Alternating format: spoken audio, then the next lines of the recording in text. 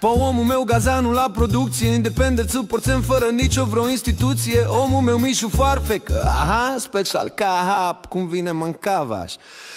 09 de s-a schimbat ștou, îți moare flow, trag garou, las găuri, dar moare rău.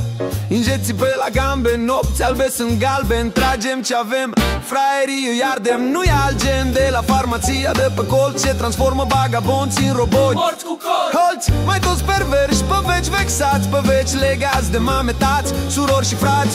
Nu înțeleg viața, sunt doar un puști în familia mea și cum nată mi-atrage la mușchi. Chetamină de la ruși, cu coca lingurița, hai salut, mâncavaș care are o foiță.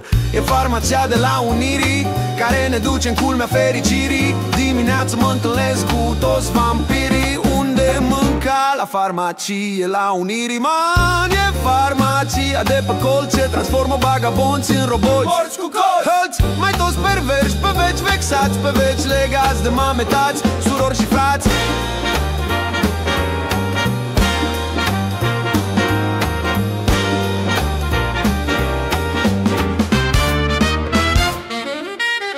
Special Kappa House dobilește. Se aud din stânga și din dreapta părere măcel. Suntem egali, dar nu suntem la același nivel. Cum pula mea să-ți permit să vorbești despre rap când te-am văzut că ești gușter cu muște în cap și mă cac pe falsa ta modestie. Ca să fie bucurie, îți mai cer și hârtie. Acum mai ia un pic, scrie țeapă de țeapă. Nu știai că drogații când sunt varză te înțeapă. Da, depinde de rapper.